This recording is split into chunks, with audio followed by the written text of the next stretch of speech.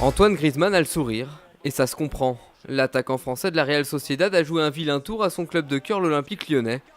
D'un magnifique ciseau, c'est lui qui a ouvert le score dans ce barrage aller de la Ligue des Champions. La soirée lyonnaise a même viré au cauchemar lorsque Seferovic a doublé la mise juste après la pause. 2-0 score final. Sauf exploit la semaine prochaine à San Sebastian, l'OL devra une nouvelle fois se contenter de la Ligue Europa. Beaucoup de déceptions, on ne s'attendait pas à ce résultat, c'est ce qu'on ne voulait pas, surtout perdre déjà ce soir, ne pas marquer et en plus perdre par 2 buts d'écart, donc c'est vraiment une grosse désillusion. C'est une déception par rapport au résultat. Je pense que leur victoire malgré tout est méritée. Voilà, j'aurais aimé qu'on puisse réduire le score afin d'aller là-bas avec un peu moins de retard à rattraper. La mise en vente des billets pour la prochaine Coupe du Monde a débuté hier. Lors de ce premier jour, plus d'1 million de demandes ont été enregistrées. Le soleil brésilien semble donc faire rêver le monde entier, mais les locaux grondent. Le prix des places est jugé trop élevé.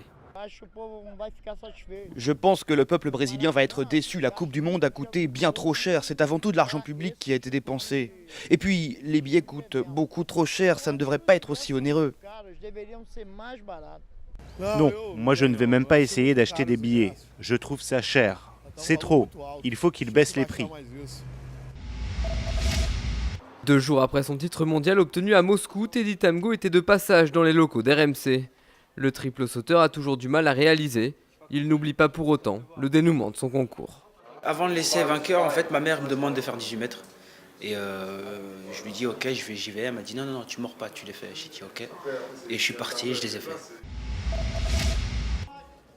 Teddy Riner, blessé à l'épaule, Lucie d'Écosse, victime de ses cervicales, Priscilla Nieto, diminuée par une rupture du ligament croisé d'un genou à 90%, ou encore déchirure partielle d'un genou, également pour Audrey Tchomeo.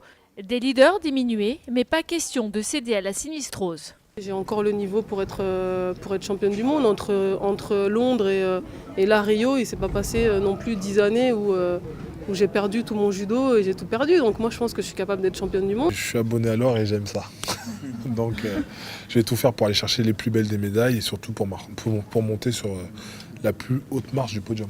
De grandes ambitions avec toujours la même rage de vaincre. Reste qu'une telle quantité de blessures amène quelques questions. On est un sport de combat, où il y a beaucoup de traumatismes, où les gens sont engagés. Alors après, on peut quand même noter que sur les 4 pépins un petit peu sévères qu'il y a eu, entre guillemets, sont quand même des gens qui ont été performants sur les Jeux Olympiques. L'année post-olympique, elle n'est jamais simple à digérer. Sur la lancée des 7 médailles olympiques, l'équipe de France affiche donc bonne humeur et confiance. Mais en cas de faux pas à Rio, la question de la préparation pourrait refaire surface.